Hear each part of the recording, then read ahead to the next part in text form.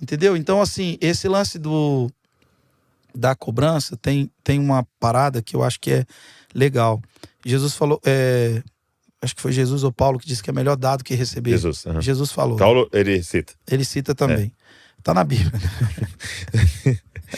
Deus inspirou alguém? Tá lá escrito. Mas eu tava vendo um neurocientista, eu acho que foi o Pedro Calabres. Você conhece? Uhum. Muito bom. Muito bom. O Pedro Calabres estava falando que a mente humana, eu acho que foi ele, né? Se não foi ele, mas foi alguém, algum artigo que eu tava lendo e vendo e tal. A mente humana, ela produz de forma inerente a reciprocidade. Todas as vezes que você faz algo para mim, eu automaticamente quero retribuir o que você me fez. Entendi. E aí, quando ele falou isso, eu peguei e apliquei isso ao versículo. É melhor dar do que receber. A pessoa que só recebe, automaticamente ela está acumulando dívida. Porque a mente dela começa a produzir reciprocidade, é inerente. O cérebro produz isso. Muito bom. Ao ponto de chegar uma hora ela ter que cauterizar isso. E todas as relações dela vão ficar comprometidas. Por quê? Porque ela se relaciona a partir de uma dívida que ela acha que tem. Então ela é uma pessoa pesada. Ela não é leve. Ela exige energia. Por quê? Porque na maioria do tempo ela está tentando justificar porque ela não pagou aquilo que ela acha que deve, mas você não tem expectativa de receber. Então, gente complicada, eu digo para os líderes que é inteligente que você mantenha perto de você gente que tem um baixo consumo de energia. Verdade. Porque a nossa demanda é alta, Douglas. Você tem que cuidar primeiro da Val, dos seus filhos. De ti mesmo. De você, né? Então, assim, se eu mantenho gente que tem um consumo alto de energia, muito perto, eu tô comprometendo a missão que eu tenho. Um dia, cara, eu parei e falei isso com um amigo. Eu falei pra ele, falei, cara, posso te falar um negócio? Toda vez que eu tô com você, eu sinto que é tirado algo de mim. Entendeu? Eu fico uma hora, parece que eu tô uma semana e com você não me dá. Você não me entrega. Então eu falei, então quando a gente se encontrar, me entregue algo. Você pode me abençoar. Mas é muito doido, porque tá, no caso ali desse meu amigo, era até num lugar de honra. Porque ele pensava assim, não, vou estar perto do Douglas, então eu quero fazer uma pergunta. Aí ele trazia uma pergunta que ele queria fazer e tal, e a gente, para aprender um negócio, porque eu tenho mais tempo de caminhada que ele, né? Eu falei, beleza, você pode fazer uma pergunta, mas me deixa fazer uma pergunta, entendeu? Então, beleza, faz uma pergunta pra mim da Bíblia, mas me conta algo que você tá lendo da Bíblia, entendeu? Pra a nossa amizade virar uma troca. Sim. Porque senão é um consumo, né? É um consumo. Então, nesse processo de inerência, uma coisa que trouxe saúde para os meus relacionamentos você tem dívida de gratidão com algumas pessoas, certo? Você já parou para calcular o tamanho dessa dívida? É inteligente fazer isso. Na minha aplicação pessoal. Sim. Com a minha mãe, com a minha esposa, eu não vou conseguir nunca. Então elas vão sempre mandar em mim. Entendi. Mas 4 anos lá, renovou o mandato delas lá. Entendi. Então, enfim, minha mãe e minha esposa são pessoas às quais eu não vou conseguir quitar e sanar. Mas com o pastor, com um amigo, com o cara que me emprestou o dinheiro lá atrás, porque tem gente que quer ficar aprisionando você no favor que ela te fez. Muito bom.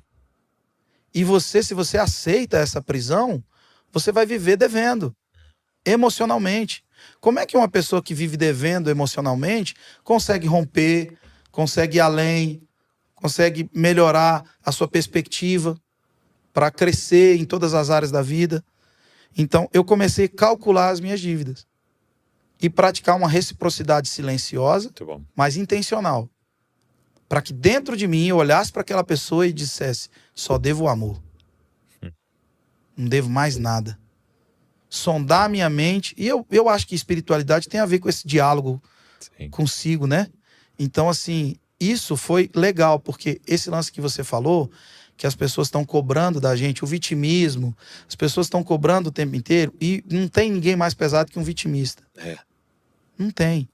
E normalmente o vitimista, ele é potencialmente orgulhoso, porque tudo que você fala pra ele já fez. Já tentei. Já tentei. Já fiz. Já tô fazendo isso. Então é difícil. É complicado. A gente tá numa série na igreja, agora é uns aos outros. Isso aparece muito no Novo Testamento, né? Se eu não me engano, são 70 e poucas vezes que aparece essa expressão, uns aos outros. E aí, consolem uns aos outros, exortem uns aos outros, sejam hospitaleiros uns aos outros. Confessai uns Uns aos outros. outros, entendeu? E aí, você percebe que a proposta da igreja é essa troca. Então, eu vejo dois extremos que nos adoecem. Só receber, e aí é o que você está falando. Então, eu estou nessa posição de sempre receber e a posição de só entregar. Ela também é adoecedora, Sim. entendeu? Sempre sou eu. Então, alguém que só ouve confissão pode ser adoecedor, e alguém que só ele confessa pode ser adoecedor, né?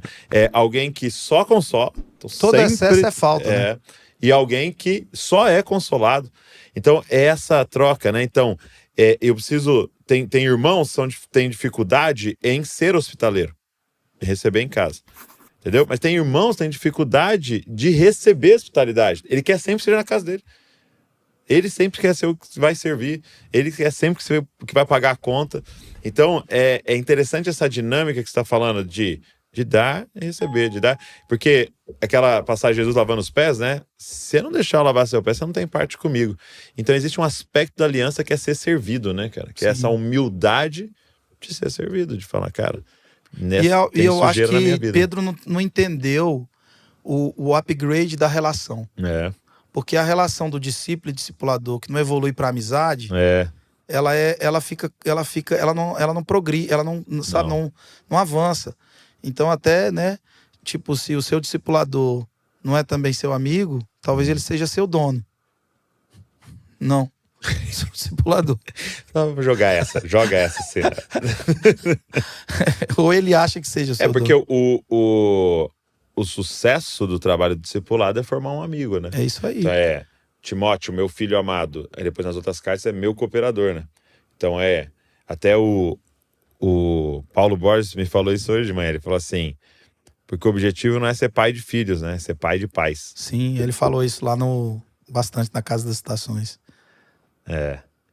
Ser pai de pais, né? Então nosso objetivo é trazer todo mundo para que a gente tenha uma relação de vários pais, né? Sim. Inicialmente são filhos, mas precisam se tornar pais, né? E o fim da vida de Paulo é justamente intencionalmente essa dinâmica. Porque Paulo não escreve uma carta para uma igreja, Paulo não escreve uma carta para, sei lá, para quem quer que seja, uma carta profunda, teológica, uma tese maravilhosa. Não, ele escreve para um garoto. Muito bom. Para um filho. Mas assim, sabe, Douglas, eu acho que é isso. Para mim, eu aprendi a ser gente. Essa palavra é boa, esse termo, gente. Eu aprendi a ser gente. E fazer um seminário, né, não institucionalizado, mas extremamente orgânico, um movimento natural da igreja, para ensinar a gente a ser gente, como Deus quer que a gente seja gente. Porque eu acho que isso que a igreja primitiva era. Não era um grupo de irmãos que tinham uma teologia apurada, ou uma manifestação de poder, ou sei lá, um tipo de comportamento, uma moral ilibada. Não, era gente. Ensinando para todos os outros seres humanos como Deus quer que o ser humano seja. Isso. Vivendo comunidade, cuidando um do outro, percebendo um ao outro. Tinha problema, tinha defeito, tinha o Ananias e Safira, tinha as encrencas ali no meio deles. Mas eles eram seres humanos vivendo uma vida legal. Então, gostei do que você falou. Essa missão, né? Essa missão nossa. Porque se você pensar em Jesus, é engraçado até quando a gente lê o credo, né? Ele meio que dá um salto, né? Porque ele fala, nasceu da virgem e tal, né? E aí ele já dá um salto para a morte, né? Agora, é muito importante, né? A vida dele, né? Sim. Porque, se você pensar, ele poderia ter vindo com 30 e poucos anos. Ele poderia ter aparecido, ido para a cruz, ele teria pago pelos nossos pecados. Mas ele nos ensina a viver, né? Então ele tem que viver na nossa frente todo esse período. 4 evangelistas relatam sua vida para a gente olhar e falar, isso é ser humano, né? Isso é ser humano. É 100% homem, né? Então a gente olha para a vida dele dizendo, esse é o normal do que Deus tinha criado no plano original, né? Então ele nos salva também sendo, né, um ser humano na nossa frente, né? Eu amo. E eu gosto muito de um texto, Hebreus 6:8, se eu não me engano. Ele, sendo filho, aprendeu Aprendeu. a obediência por meio do que sofreu. Então, ele aprendeu. É. No processo da kenose, lá de Filipenses capítulo 2, esvaziou-se de si e assumiu uma forma de servo.